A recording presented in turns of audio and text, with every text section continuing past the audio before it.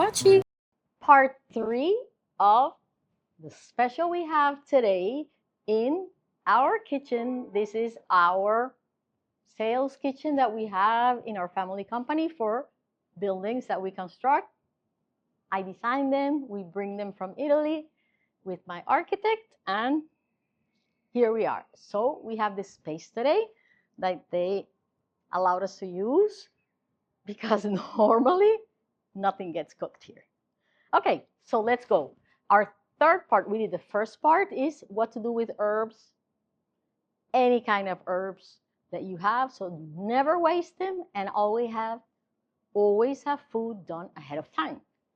Second part, fruit, seasonal fruit, regular fruit, the perfect food when you want something sweet that takes a while, because eating dry fruit takes a while. You bite and bite and bite. So by the time you eat a whole apple, it's like, I don't know, half an hour, with the difference that eating, a pear or an apple takes minutes. And then by the time you finish eating them, your stomach has told your brain that you're full. So that's one of the wonderful things. Plus it has filled with fiber and beautiful, beautiful flavors.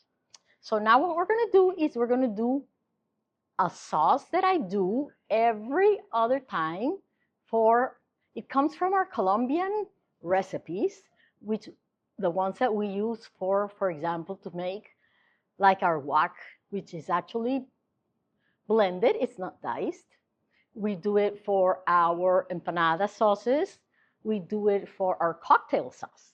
And we do amazing things with the same exact recipe. It's super, super simple. So what we have is red onion, and the secret to diced onion in ceviches and in many recipes is always keep it in water, or at least wash it, drain it for a minute or two, so that all that flavor doesn't stay in your mouth and you can talk freely with nobody saying, oh my gosh, she smells like onions. So that's what we have. We have onions, parsley, cilantro, and it's super simple. You just put everything here.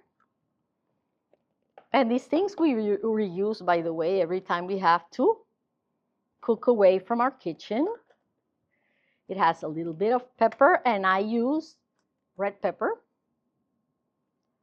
Then pinch of salt. Then we have some lemon juice.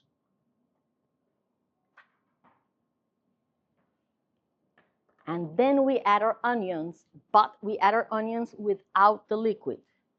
We mix this before we add the oil, because after we add the oil, then the oil sticks to the herbs, sticks to the salt, to the pepper, and doesn't let the other flavors mingle. So we mix all these flavors at once. I'm just going to open it and put it out really quickly so that the whole store doesn't smell like onions. And last, it still does though. Woo! And we packed it a while ago. And then at the end, you add the olive oil. And the olive oil, after the things have blended and mixed, seal all the flavors inside. So that's one of the tricks. Keep the olive oil last so that it seals all the flavors and your food remains super fresh.